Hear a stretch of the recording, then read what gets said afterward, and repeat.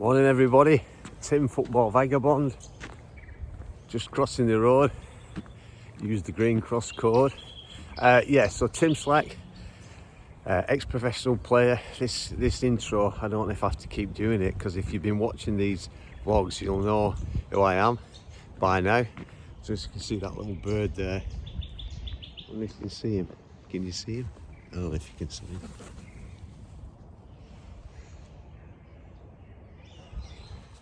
I usually get distracted. So South Perth is where I am. Just going down doing some shopping, and still winter. Still wintering. I've never known it. On and off, I've been coming here. I've been here now for this is my 13th year. I came with Burnley Football Club. They had a presence here. I don't know how long it was for. I came and it didn't last long, but I think they were maybe, I don't know, 3 or 4 years anyway. That's by the by. So long winter this one, but I used to play football here, so played here semi-professionally back in the day, when the standard, I think, and a lot of other people think, was a lot better than it is now. But anyway, that's another story. I've mentioned that before in vlogs, and so that's that one. This one is going to be about. This vlog is about the some of the football stories that I've read this morning, and interesting. Thomas Tuchel. He actually now says that England won't win the World Cup unless they unite as a team. Interesting, that one. Some of these stories I read on the BBC, because I think the BBC is pretty good, the BBC Sport.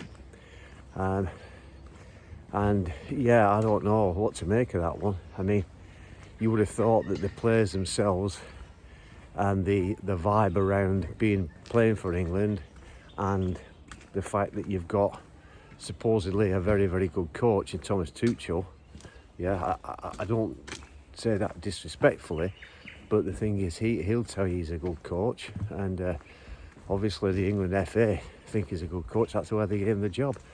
Is it not for him? It's part of his remit to make sure that team is united, and that's, I would have said, that's attitude. I've been a professional coach, and still am. I'm still looking for a gig. An ex-professional player, so I know if you've got the right players and the right combinations, with the right attitude, and with the right attitude, so important.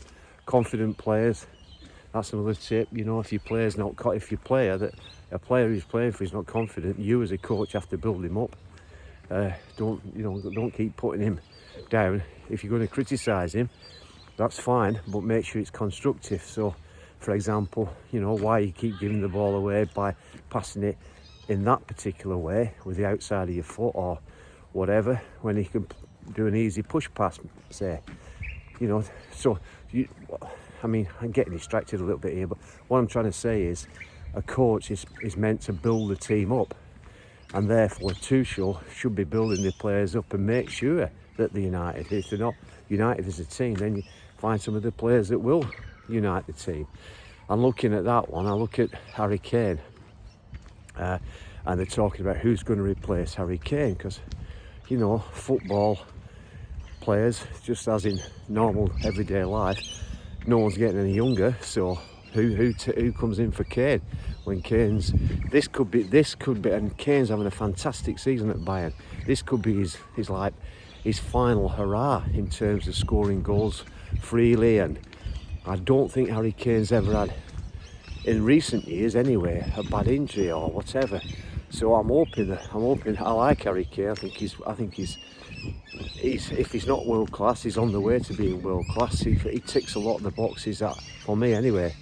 And the fact he, at the stage of his career, went across to Bayern and did the business there, or he's doing the business there, and he's winning things. So there should be somebody coming in for Harry Kane, and I'm looking at some of the players that there's not that many goal scorers, free goal scorers on England's books at the moment. Solanke's injured.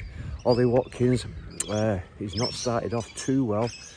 You can't play Anthony Gordon down the middle at the moment. And just Ivan Toney, I don't know. So send me a comment. So Tim Slight, let me know, who do you think? Who do you think should be really being pushed forward now into the England number 9 spot to score goals? And if we haven't got any goal scorers, why is that happening? When there's the coaching resources that are available in England, and you can't get players through the system, that's not good either. So like I say, I'm quite opinionated sometimes, and sometimes my views are a bit polarising. You go one way or the other. People either like me, dislike me, or whatever. But hey, you've got to stand up for what you believe in, and on that standing up for what you believe in, I'm quite respectful of what's going on with Sir Jim Ratcliffe at Man U, because he's being brave and saying Amorim needs 3 years. So Amorim must think, oh gee, I've landed in a purple spot here because I can't do wrong. I've got 3 years to prove myself. So Jim Ratcliffe reckons that you need 3 years to prove yourself and to become and prove that you're a great coach. Now the thing is, Ratcliffe's taken a big chance there with the fans, but he knows Man United fans, just like Liverpool fans and genuine fans of a football club, stick with that club through thick and thin. And he said, and it's just proof that I've said before in other vlogs, that the game is becoming more and more about money, because Sir Jim Ratcliffe was saying, we're a profitable club and I made all these redundancies and now we're going to be in profit. And because we're in profit, that means if we've got lots and lots of money, we can get a better squad, we can buy a better squad. And I've been saying this over and over. So where is the coaching ability and the fact that you need to buy success? City have done it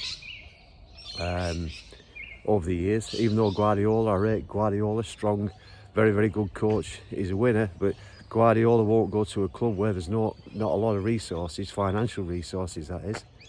And talking about resources and money, just further proof is I've just seen that Cristiano Ronaldo is the first player to become a billionaire through his football endeavours. So yeah, I mean, what do I think about that? Well, I think, I've got an open mind with it, to be honest. I think, well done. You've got the talent. You've done really, really well in your career. You need to get rewarded handsomely, but do you get rewarded that much? And again, no, not for me. That's an obscene amount of money that you accumulate through playing sport when there's so many people in poverty around the world. And I mean, I'm going off a little bit on one ear, but there needs to be more equality in terms of resources divided around the world with people who haven't got anything. Anyway, that's just another side issue, I suppose. So touched on 3 topics: England and Tuchel, Manchester United, and the fact that Ratcliffe is supporting Amorim through thick and thin. So Amorim can't go wrong really, unless the fans really get onto his back, and they'll push him out like the fans had pushed out Potter at West Ham. And then the obscene amount of money that floats around the game, and it's not just football, to be honest. Although football's my sport, it's in all sports. Golf, tennis, basketball, American football. Anyway, leave a comment, tell me what you think. I'm up to 9 minutes now. I've got to carry on, and sometimes I don't know if these long vlogs work. Anyway, tick and subscribe, let me know what you think, and share and let me know why, or let me tell me what you think. Anyway, all right, so Tim, Football Vagabond, love to the family, love to friends, thanks for watching, bye for now, bye.